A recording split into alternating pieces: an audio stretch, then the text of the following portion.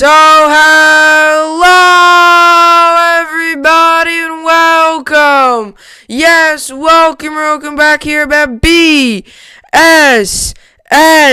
Network. And welcome back here at BSN Network. This is the BSN Network podcast here today. It is Wednesday, December 2nd. I hope everybody's having a good day so far and a good rest of their day yesterday. It is, in fact, Wednesday, December 2nd, the second day of December. We are now, 19 days away from the start of the NBA, or 20 days away, of the start of the NBA season. 2 games to schedule. Part of the schedule got released yesterday. 2 big games for the NBA. So we are coming closer and closer and closer to the start of the NBA season. Going to be very exciting. As you all know, very high hopes for Nets fans, very high hopes for the Brooklyn Nets, very high hopes overall for this team. So hopefully they live up to those high hopes and they are very successful.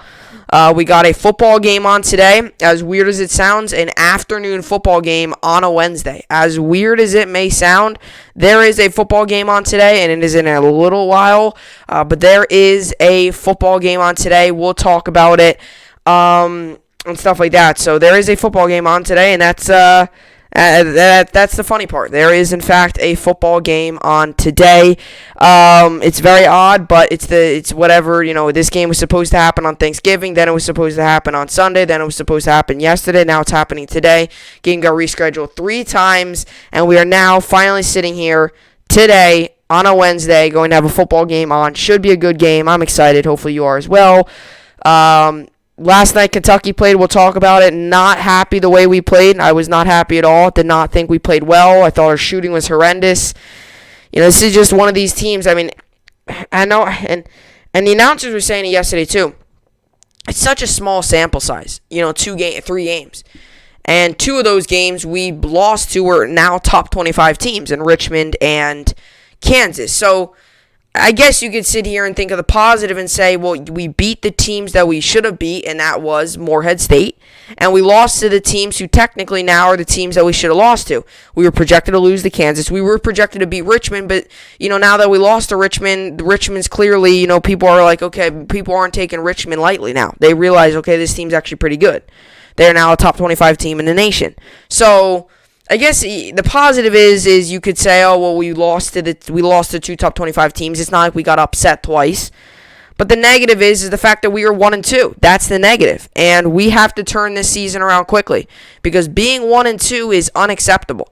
That is not acceptable, especially for how big of a name Kentucky's been, how known Coach John Calipari is, how known that is.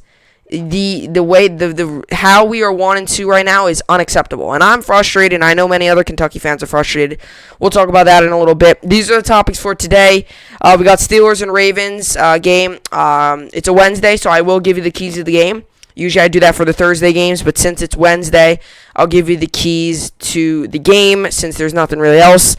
Fantasy football, I will give you players who you should start. Like I said this when the Bills play. Not much I could really give you on a Wednesday afternoon. That's helpful because it's either you have a guy in or you don't. No one else is playing today. So, you know, the new week starts out tomorrow. So it's either you have a guy or you don't have him. That's really the big deal there. But obviously it's going to be, I think, an exciting game today.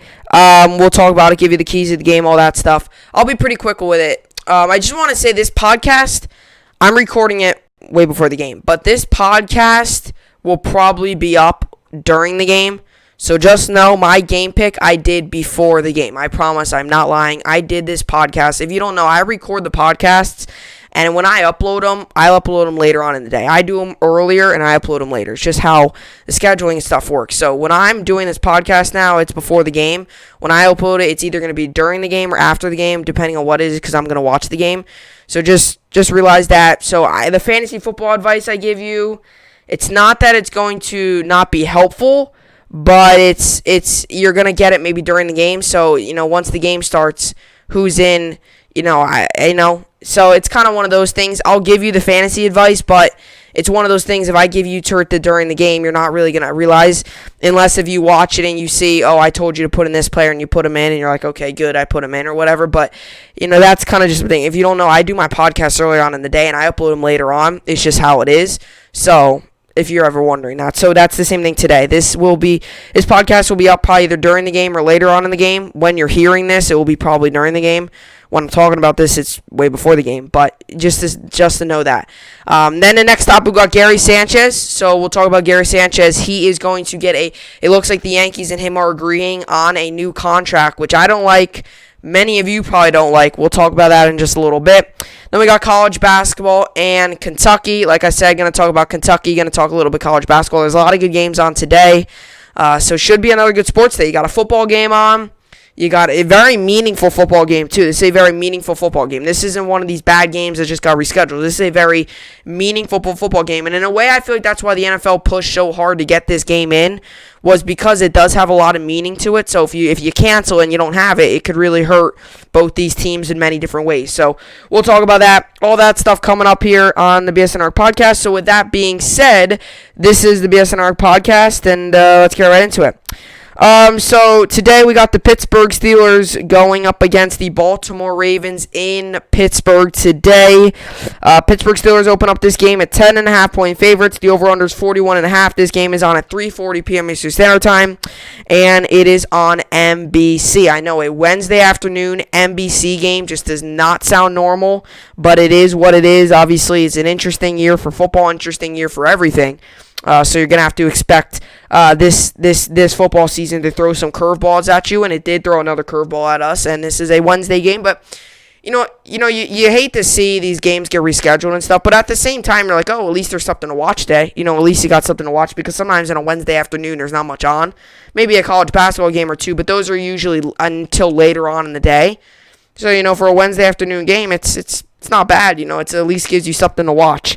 But, yeah, so tonight's games, like I said, was very meaningful, and that's why in a way I feel like today, them to try to, really, really, really reschedule this game instead of, they try to reschedule on Sunday, didn't work, too many positive cases. That's what's crazy. This game, we're talking about a week tomorrow was Thanksgiving. So this was a game that was supposed to play on Thanksgiving. This game was supposed to play on a week tomorrow. So then they rescheduled it to Sunday. That's your backup route. That's what's good about the NFL. That's what's good about the NFL. You always have that. If it's a Thursday game, you can always say, okay, we still have Sunday. And if Sunday doesn't work, you could always say, okay, we still have Monday. That's why it's easier to reschedule this stuff. And you also have all the days during the week. Unlike if you're playing every day, like a MLB, if you're out 4 games, there you're out. You missed 4 games right there. Now you have to make all those up. So that's the same thing with the NFL, except a little bit easier. If you have a game on a Monday, you can't make it. Maybe you can make up that game for a Thursday. If that doesn't work, you can even possibly play it on a Saturday or a Sunday, right? Something like that. So today's game was that. And like I said, today's game went from a Thursday to, and I was really looking forward to this game too on Thanksgiving. Obviously, it comes to us now on Wednesday. But Thursday, there was a game Thursday. It was supposed to be Thursday. Then it was supposed to be on Sunday. Then it was supposed to be yesterday, and now it's supposed to be today. So 3 scheduling changes. We finally got here today. I don't foresee them canceling this game. There's been no words on it. Everyone tested negative, and, there's been no words on it. For some reason, if they would have canceled the game, it just wouldn't make sense. But, yeah, so, and that's another thing, too, before we get into the keys of the game. That's why I feel like this game got rescheduled. There were so many people just saying, cancel it. I put it into later on to the season, because now this affects this upcoming week's schedule. Because now I think the Ravens-Cowboys, who is going to play tomorrow on Thursday, now has to play on Monday, I'm pretty sure. And now the Steelers, I think, too, have to play against Washington on Monday as well. There is 3 Monday night games. The Ravens-Cowboys, the Ravens-Cowboys, Bills-Niners, and the Washington Steelers.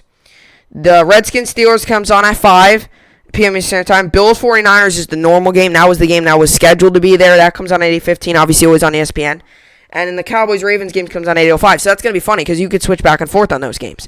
So that's why I think today's game, everyone is pushing them to cancel it. Oh, just don't. Why? Because now if you cancel today's game, add it on to later on in the season, then you could just play this week's game normally and not have to affect those teams. That's what I'm saying. This game affected so many different teams. Who would have thought that this game would have affected the Redskins? It does. This cancellation affects them because now it affects them who played on Thursday, was supposed to play on Sunday, now has to play Monday. Who knew this game was going to affect the Cowboys? It does. Because now the Ravens have to play them on that Monday. They can't play them tomorrow. So it's pretty crazy how it's like a snowball. It gets bigger and bigger and bigger, right? It's like a snowball or whatever. It gets bigger and bigger, right? You roll it in the snow, it gets big.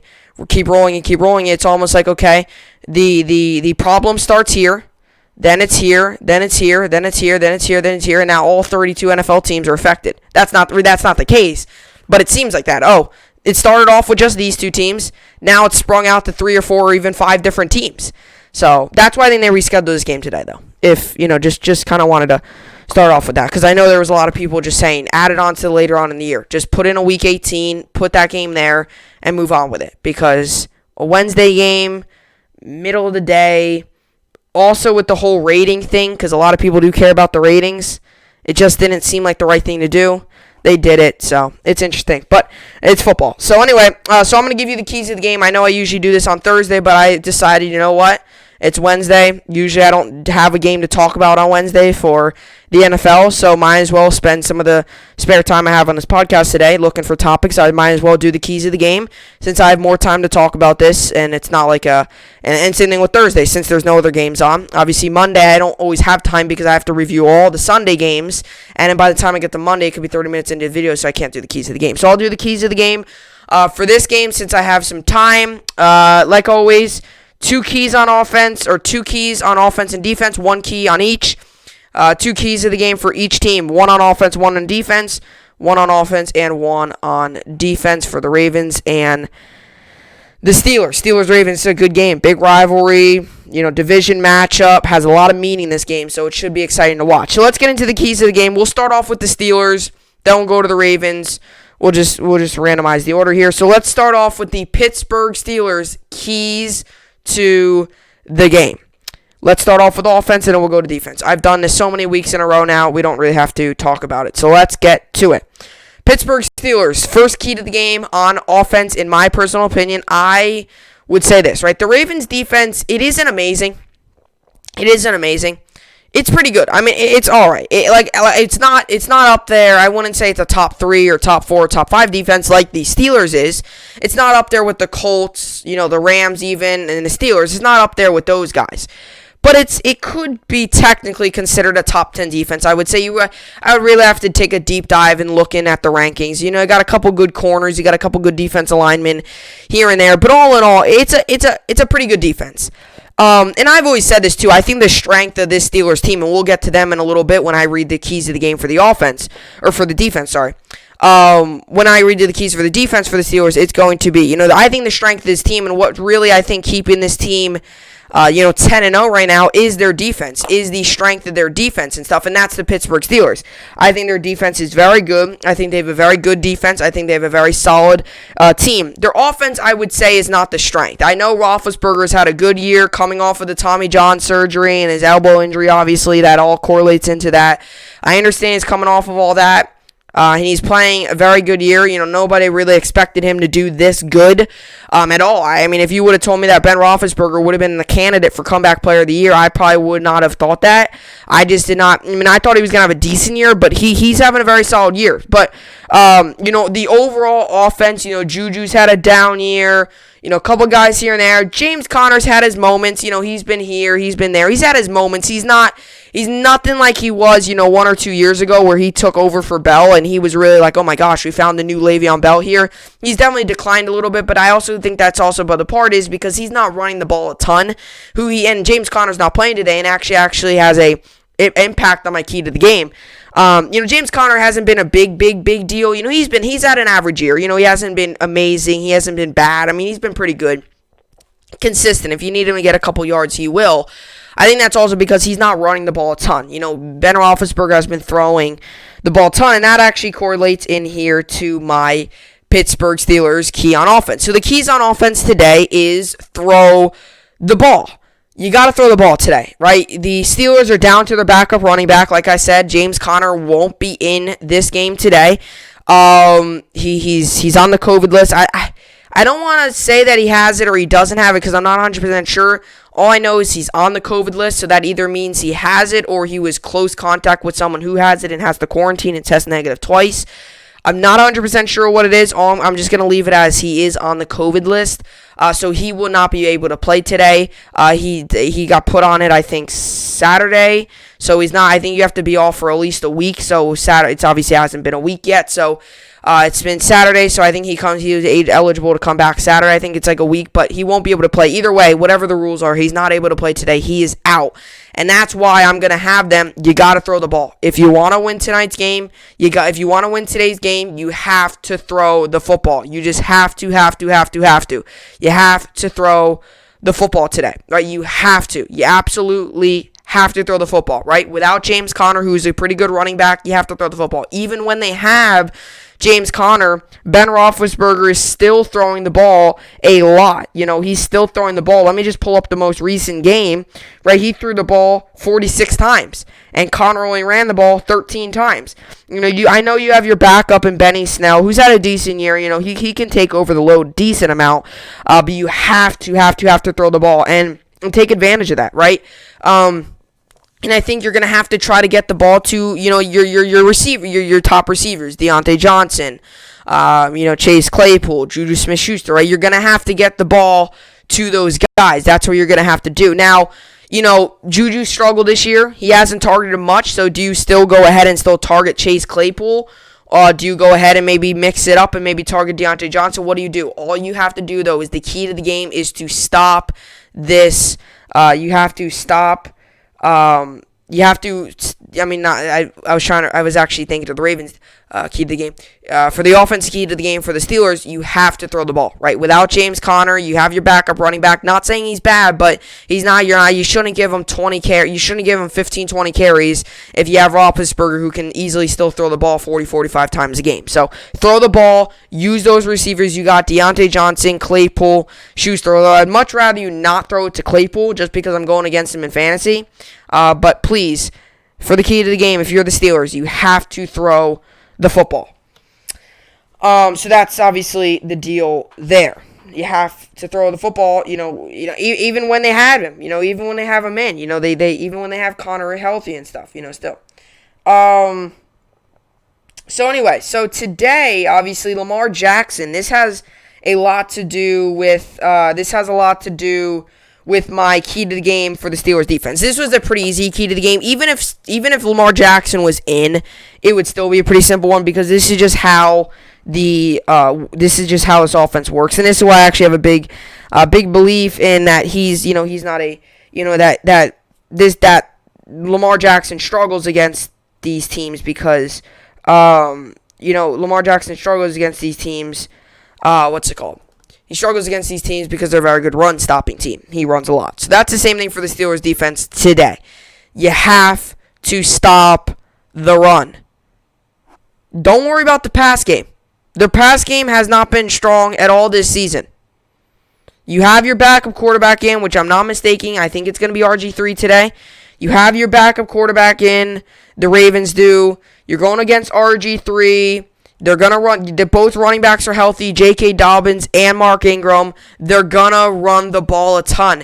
They're not going to ask RG3 to throw the ball 35, 40 times. Not that they do that with Lamar Jackson either, but especially today, you're going to see a lot of running, a run.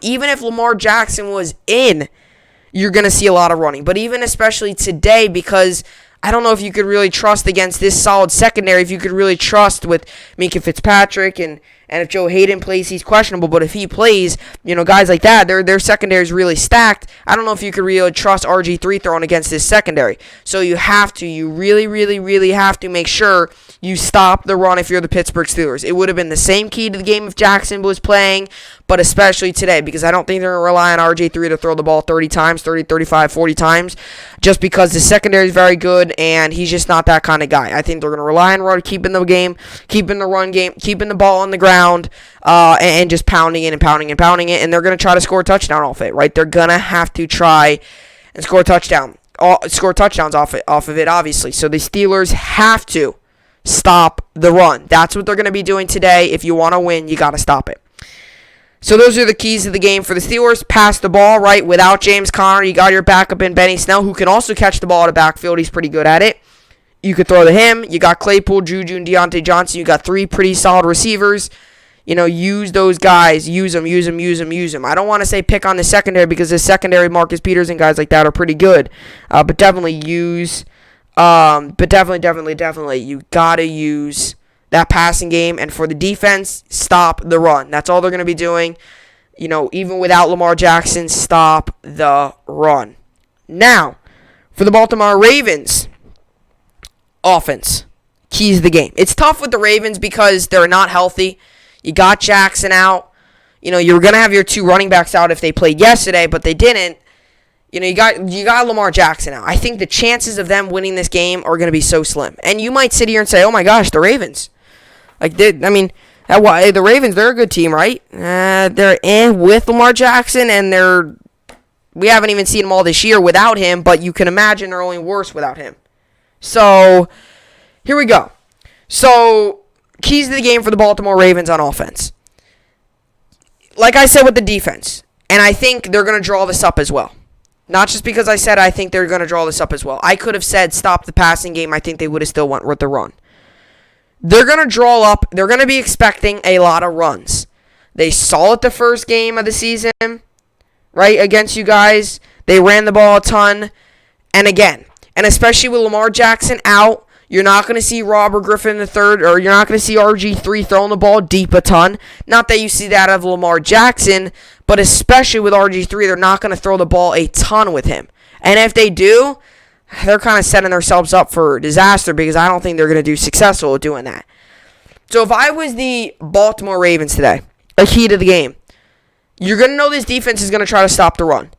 And I think if you try to throw the ball deep to Marquise Brown and guys like that with RG3, I don't think that's going to work out. Try to run a balanced offense.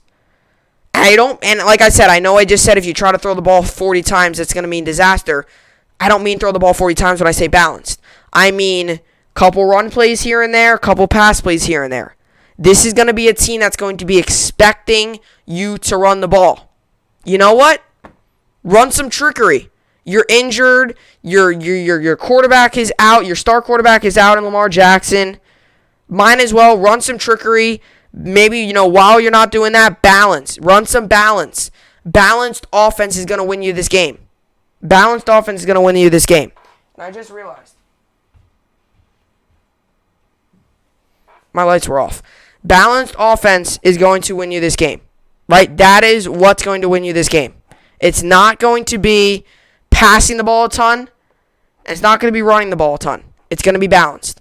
And I said with Pittsburgh, their key is going to be to run the ball, to stop it, because that's what Baltimore will probably do. But Baltimore shouldn't do that. They should probably run more balanced, because every team in the league, this is why you're not being successful this season, because every team in the league knows how much they run. So balanced offense for the Baltimore Ravens today. And like I said, I just flipped them on. I completely forgot about the lights. I knew there was something missing. But they're on. What are we at?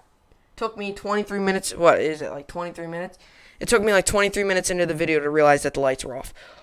Jeez. It's just one of those days, I guess. So yeah, I was just so caught up. I don't know why. Usually that's the first thing I do, right? When I turn on the light to come into the studio, I usually turn the lights on right away. That's the second thing I do, but I must have just completely forgot. Anyway, they're on now. You've seen them already, but they're on now. So anyway, so that's the Baltimore Ravens. Keys of the game on offense is be balanced. Everyone's going to expect the run out of you. Don't do that much. Nor do I want to see you throw the ball 40 times either. That's not what you're going to want to do. Throw the ball 40 times is not a recipe for success. Okay. So now we move on to the defense of keys to the game. This is pretty simple. Usually it's the opposite. Stop the passing game. They're not going to dominate you with the run. And I'm not trying to make fun of Benny Snell, and I'm not trying to say that he's not capable, but Benny Snell's not going to go out there and crush you on defense. And you got a lot of good guys up front too. Seti especially if Matthew Judon plays and guys like that play up front, and Wolf plays and guys like that. They're questionable, but if they play, their run games, no. Okay, with James Conner, they're okay. Without James Conner, I'm not trying to say that Benny Snell is not capable, but I don't really think he's a guy that's going to sit here. I don't really think he's going to be that guy that's going to be able to stop you.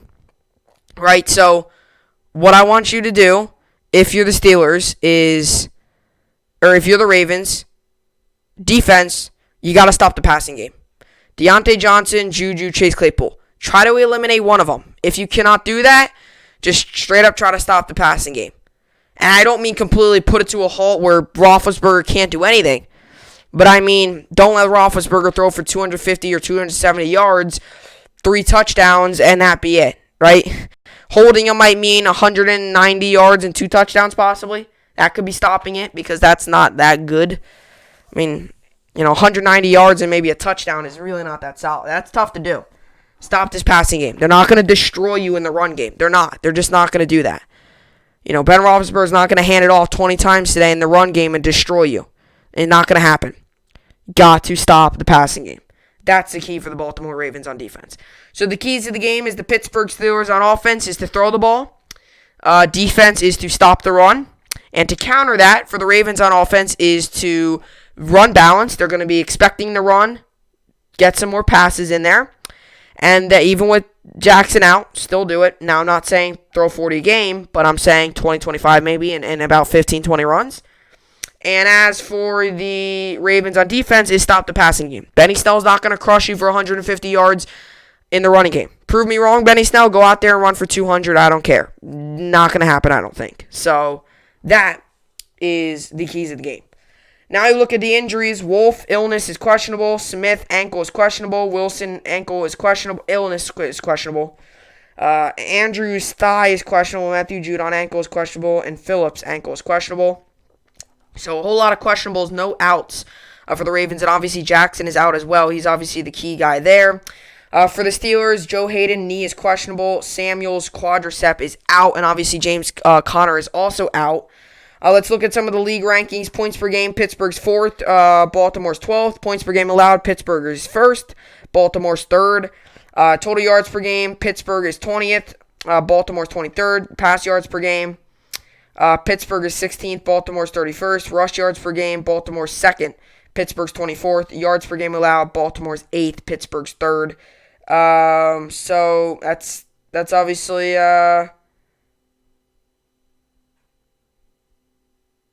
So obviously that's it. Those are the rankings throughout the league for them. Like I said, 10.5 point favorites for the Steelers. The over/under is 41.5.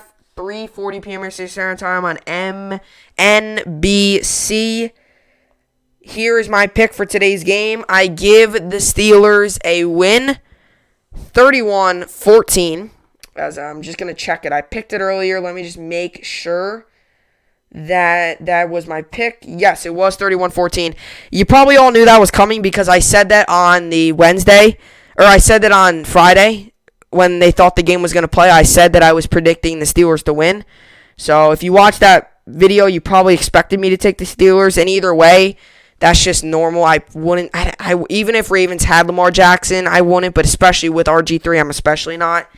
So 31 plus 14, that's 45. So I take the over on the over-under of 41.5, and I think the Steelers cover. That's my pick. Steelers win.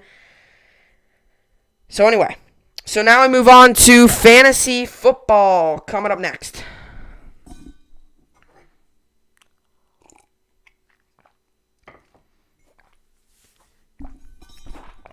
Okay, so... it's kind of odd because fantasy football is, it's kind of odd because the new week didn't start yet for fantasy football. So the new week did not start yet for fantasy football. So I don't know what's going to happen. Is it after today's game is when you can start to make acquisitions and moves? Or is it going to be tomorrow and then once you make that move, it comes in tomorrow? What's going to be the deal? So I'm starting to wonder. Like I know it's not a fair advantage, but I wish I mean, I know I could go to week 13 right now, but it still doesn't really help me out. I'm trying to think. But yeah, I'm getting all these updates and stuff, and I'm wondering what it is, and it's girly knee will work in a limited fashion at practice Wednesday. Like, I'm getting all these updates, I'm like, what? Like, I'm getting all these updates on my thing, and I'm like, my lineup is still the same. And that's what's funny, and I'm trying to think, like what's going to be the deal. I mean, I don't know. I'm not worrying about it too much because I know, like tomorrow's a Thursday night game. So you're going to have to make all your acquisitions tomorrow. So what I say tomorrow, it's not like I'm saying it on a Tuesday where you still have a couple of days. Tomorrow is the Thursday night game. So if you have anyone going Thursday night, you got to make sure that they're healthy and playing because that's going to be tomorrow. Do I have anyone playing Thursday? At the moment, no, I don't. No, I do not have anyone playing Thursday. No, I don't. It doesn't look like it anyway. Do I? No. I don't have anyone playing Thursday. DJ Moore is on a bye, though. So, yeah. I'll make some moves there. I got a tough... like I said, this is probably one of my more bigger decisions weeks to make this week. A lot of big decisions. I got a lot of big decisions. Wait, the Cowboys game's on Tuesday? Ravens is on Tuesday now? Oh, jeez. Gosh. But yeah, so there's a lot of decisions to make without a doubt, I would say. There's a lot of decisions to make this week in fantasy. But yeah, so now we move on to fantasy football. Like I said, I'm going to keep this short. I'm going to keep this short. Not that I don't want to talk about it. It's just the fact that there's not much I could really say on a Wednesday afternoon. There's really not. It's just one of those things where, I mean, it's kind of whatever you got in. It's not one of these things where it's a Friday and I'm talking about it and you could have 5 different players that you choose from. Let me put you in a situation. If you have, I know there's a lot of people who bought in and got Gus Edwards. His projections, I'm sure, dropped a lot. Oh, they still say that he's going to get a ton, but J.K. Dobbins, he's still set to serve. Okay, he's still set to serve as their starting running back. A lot of rumors around Gus Edwards, with J.K. Dobbins and Mark Ingram both being healthy, what's going to be the deal, right? So you have 3 solid running backs healthy there. What's going to be the deal there? Obviously, it's still kind of up in the air with that, but I mean, I could think of a situation if you're between Chase Claypool, Juju. I would personally start Claypool. Juju just has struggled this season, and when he's been good, it's been against bad defenses. He struggled the first time they played Baltimore. He had 6 points in a standard point league. He did well against Dallas and Cincinnati, then struggled against Jacksonville, and now against Baltimore. I just don't know. I don't know. I don't know if you can really trust him there. So I personally would not have him there. If you had to choose between the two, I would put in Claypool just because I think Claypool is kind of turning into that main receiver. He's kind of coming in front and Juju starting to go behind him, which isn't a bad thing. It's just how things go. I don't really know if Juju's going to be a Steeler next season, but definitely, some stuff there. If you're between, quarterbacks, I would imagine the only quarterback that's going to be started in this game is going to be Roethlisberger. I wouldn't see why someone would start RG3. Maybe you're in that bad of a situation you need to. I would not recommend starting RG3. If I had to choose one, I would do Roethlisberger, which I know there's a decent amount of people that have Roethlisberger. I would keep him in. If I had the choice between Roethlisberger or Lamar, if Lamar was healthy, just know that I would have took Roethlisberger. But yeah. Just stuff like that. Running backs, I would not, I don't know. I mean, I know at the beginning of the week, many of you probably did not have Benny Snell in, but for some of you that did that, I would not. If you're between J.K. Dobbins or Benny Snell or something, I would put in Dobbins, just because I just think he's overall the better player. Even though they're playing against a tough defense, I would just still say that he's the better player. And that's just the same for both leagues. In neither league do I have a player. In one league, both leagues I am going up against. So at the moment, in my one league, I am winning 86-65. He's still got Chase Claypool to go. So Chase Claypool is going to need 21 points to tie, 22 to win. So I'm rooting against Claypool. I'll tell you that for sure. I mean, Claypool's had a couple big weeks this week. I'll tell you that for sure. I mean, he's had 4, 14, 2, 35, 14, negative 0.2, 8, 7, 17, 11. So I just cannot have him get to 22 points. Even 21. 21 would tie. So if he gets to, let's just say, 20, whatever it is, just can't have that happen. Yeah. So I know this video, like I said, I do it early on in the day and I upload it later on. I know this video's going to be up later, but I know I'm still giving. That's why I kind of want to make this short because it doesn't really matter. Because when I post this, it's going to be during the game. And I'll try my best to post it as early as I can, but, it's going to be interesting. So that's for both leagues. Like I think I said these yesterday that in my fantasy basketball league, I made a fantasy basketball league. Did not do the draft yet. At the moment, I did not do the draft yet, but, we'll probably do it soon. I'm not sure when. I'll probably do it at earliest sometime next week, without a doubt. At earliest, sometime next week. I would imagine. Sometime next week at earliest. So now I move on to Gary Sanchez. There's been a lot of Gary Sanchez news going around with the New York Yankees. And the part that frustrates me the most here, it's not the fact that it's Gary Sanchez that we're trying to re-sign here. It's not just that. But it's not just that. It's the fact that we're going to re-sign Gary Sanchez before we're going to bring Gary Sanchez back before we even decide to do anything with DJ LeMahieu. So if you all know, New York Yankees to tender offer to veteran catcher Gary Sanchez. So if you don't know what that means, a tender means you're going to offer them a contract for that next season. So, for example, let's just say player 1 was right here. I was the Yankees. Gary Sanchez we'll just put him at invisible. So that's Gary Sanchez. I'm the Yankees. I know a lot of people might not have heard of the word tender, but he's Gary Sanchez or whatever. Player 1's right here. I'm the Yankees. I would offer him a deal. If he accepts that deal, that's going to be his contract for this upcoming season. So it's not an extension. It's, they're going to offer him a deal. So pretty much they're going to offer him. And if he accepts it, then that's his tender deal. That's his deal for that upcoming year. So let's just say it's 2 years, $10 million, which is not probably what it's going to be. It's probably going to be a whole lot more than $10 million.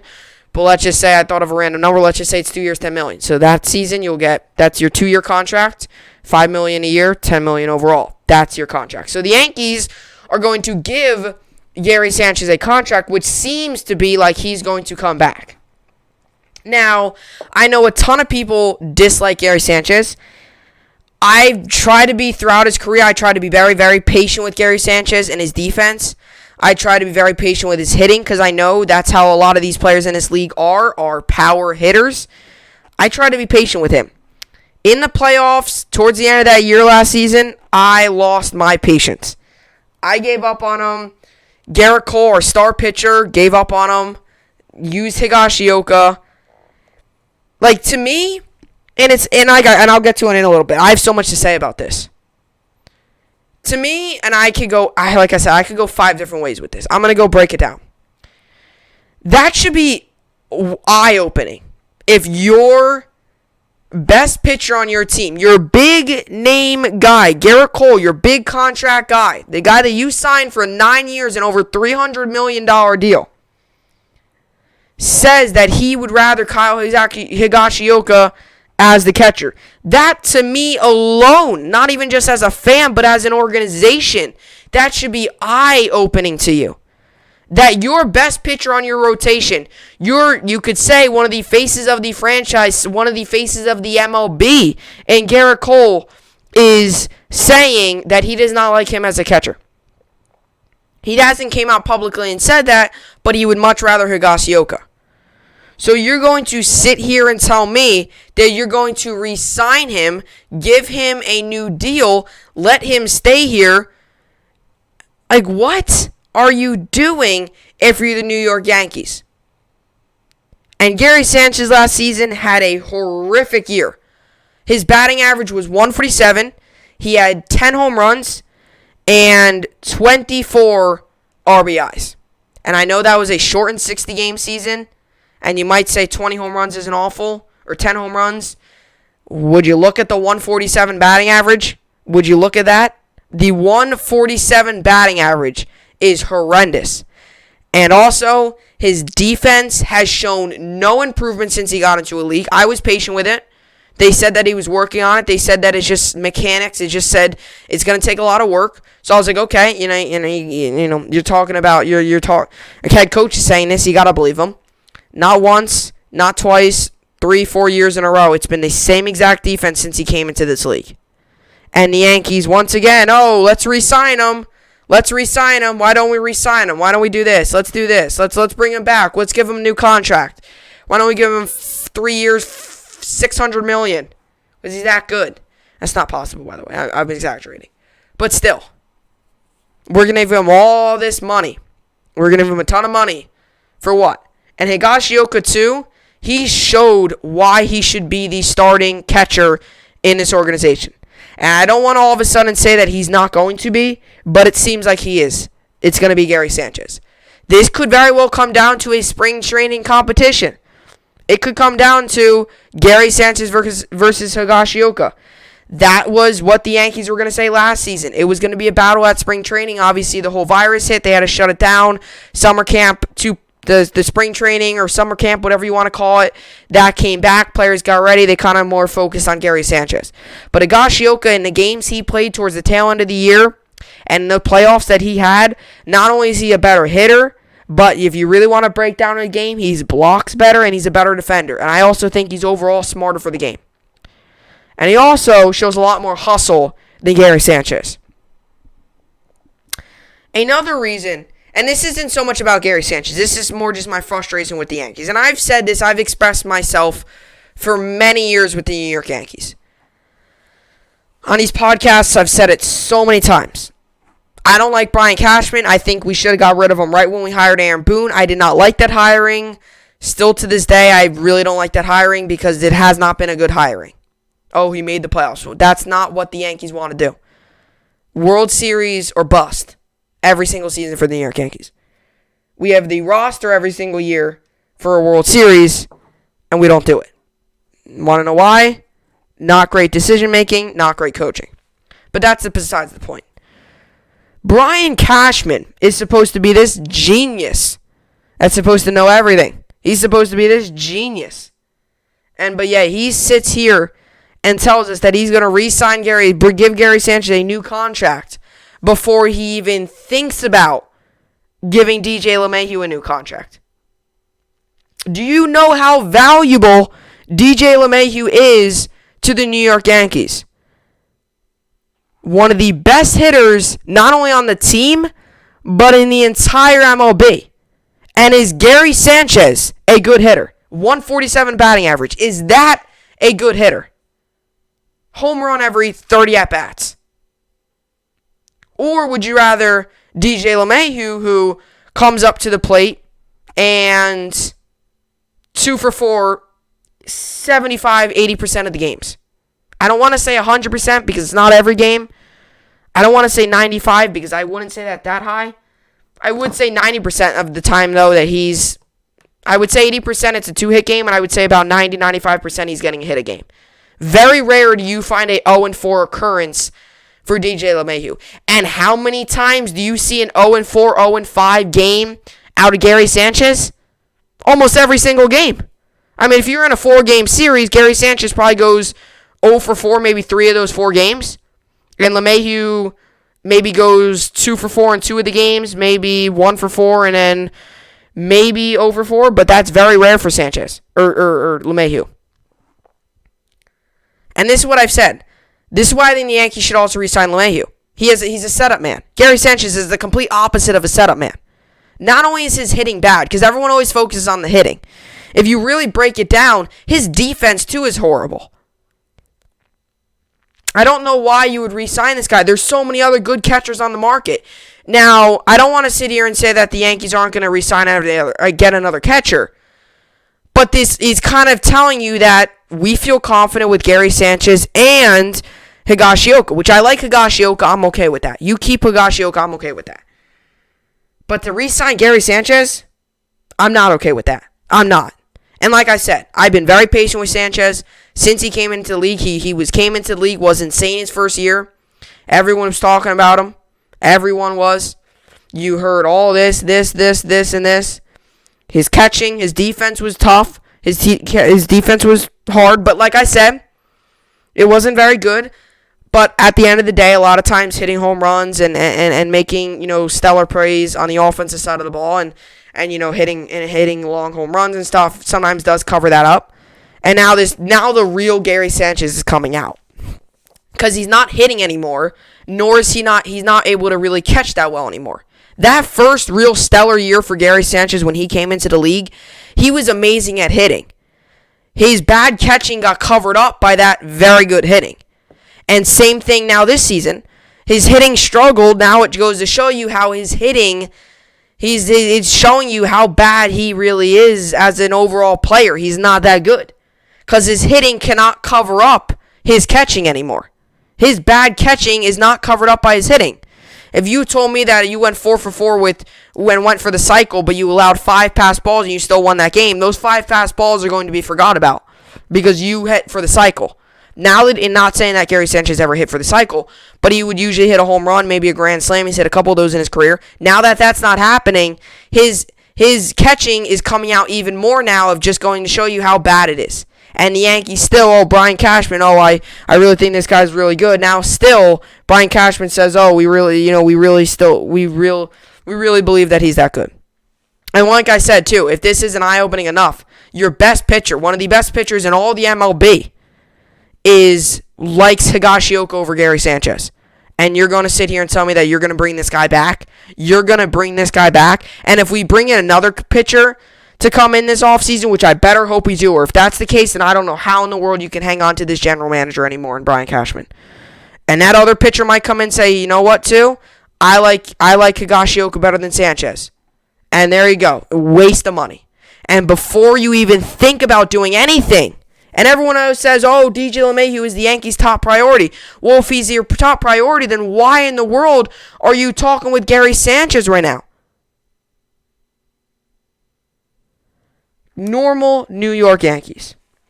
New York Yankees, the tender offer to veteran catcher Gary Sanchez. Going to read this quick article. New York Yankees plan to tender a contract to catcher Gary Sanchez on Wednesday. Sources told ESPN's Buster Olney. Wednesday is the deadline for teams to tender contracts to arbitration-eligible players for the 2021 season.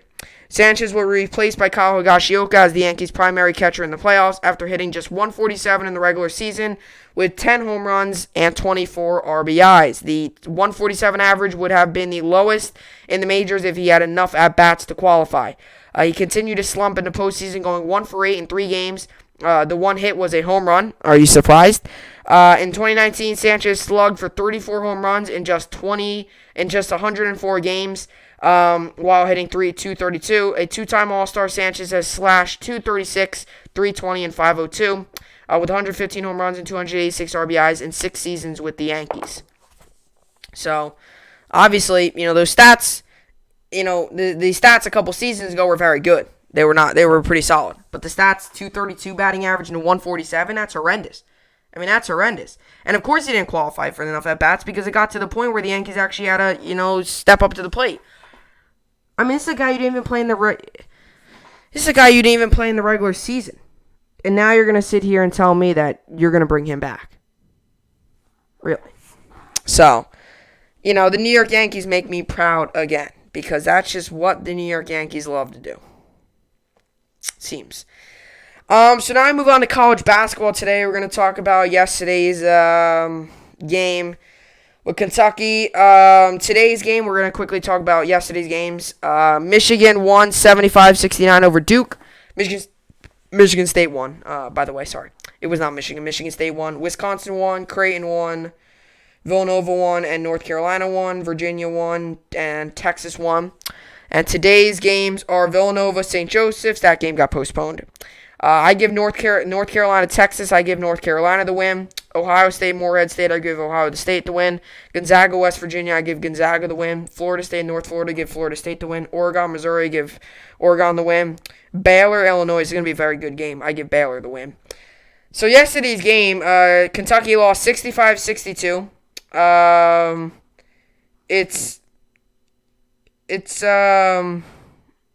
obviously it's frustrating. When I was sitting there watching that game, and neither team played a good game. Like I said, a win's a win. At the end of the day, a win's a win, and a loss is a loss. Right? Kansas is not going to go into the win, but it was ugly, and they almost beat us category. It's going to go into the win category. And Kentucky's not going to go into the loss, but they played ugly, and we almost won category. It's not going to go into that. It's going to go into the loss category. And when they make the rankings, they're not going to sit here and say, oh, they're not going to feel any sympathy for Kentucky. So Kentucky now falls for 1-2 on the season, and more than likely, bearing any weird things that happen in the AP Top 25, you would need some severe upsets. You would need the next 5 teams in the Top 25 to lose, like literally a lot of people to just start losing, for Kentucky to be ranked. So Kentucky falls last night, and Kentucky looked awful doing it as well. They looked awful doing it. Kentucky shot 36%. Overall, it was not very good. And 3-point percent, they went 3 of 21 from 3-point and shot 14%. Free throw percentage was 75%, and they had 15 turnovers. And once again, Calipari said to his team after that Richmond loss, you have to share the ball. Well, guess how many assists Kentucky had? 8 assists. Is that going to get the job done? No. A lot of players could have 8 assists by themselves. Players have had 8 assists by themselves. That's a triple-double. 10 assists is a triple-double. 10 or more points, 10 or more rebounds, 10 or more assists is a triple-double. They had 8 assists as a team. Calipari said, making that extra pass. You're open. If you're semi-open, you don't want to take that shot, make that extra pass. Kentucky did not do that yesterday. Another thing was, Kansas had 10 turnovers. Kentucky was not taking advantage of those turnovers. They would get in transition, and then they would look lost. And I don't know what it is. I don't know if it's just they're trying to mesh together. But this Kentucky team looks lost. This Kentucky team's look lost. It does. It really does look lost. And the way we started that game was one of the worst starts I have ever seen as a Kentucky basketball fan. We were missing shots left and right. And we lose 65-62. And it was ugly. Even if we won that game, it still would have been ugly. Neither team played good yesterday. Like I said, congrats. Kansas got the win. Good for them. Kentucky takes the L, and it's not going to go down as both teams are ugly. It's going to go down as loss.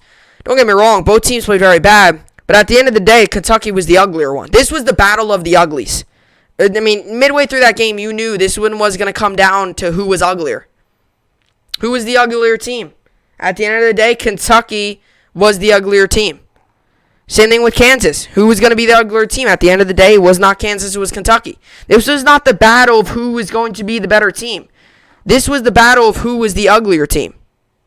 Right? And ultimately, Kentucky was the uglier team. We made a couple shots late that made things interesting, but ultimately it was not enough. And our second half was awful. 10 minutes in that second half, I think we might have had 5 points.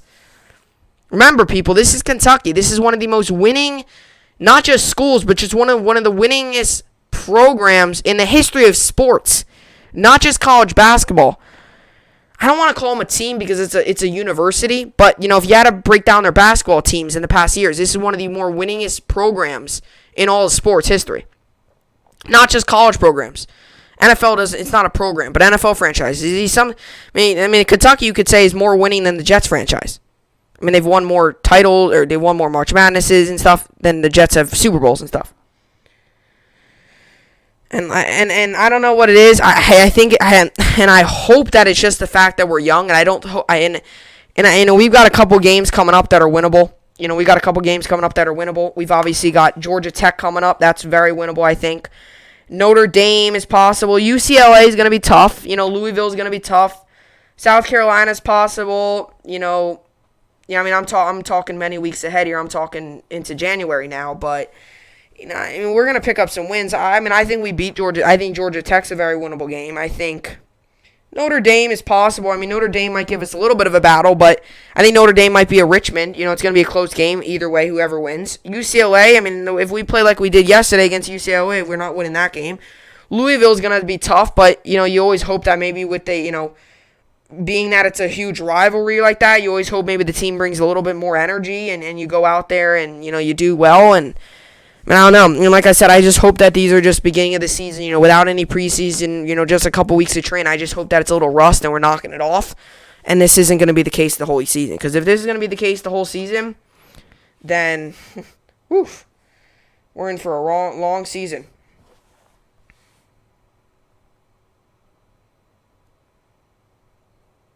So, anyway, that's what I got for the podcast today. Like I said, the game is on NBC, obviously, like always. Or not like always, I shouldn't say. There's not many Wednesday games, but the game will be on NBC. It was going to be on later, but I think there's other conflicts and stuff. So anyway, today we got the football game, obviously. So enjoy that. Tomorrow we'll talk about the football game, and then we'll talk about the football game. As a matter of fact, hold on a second.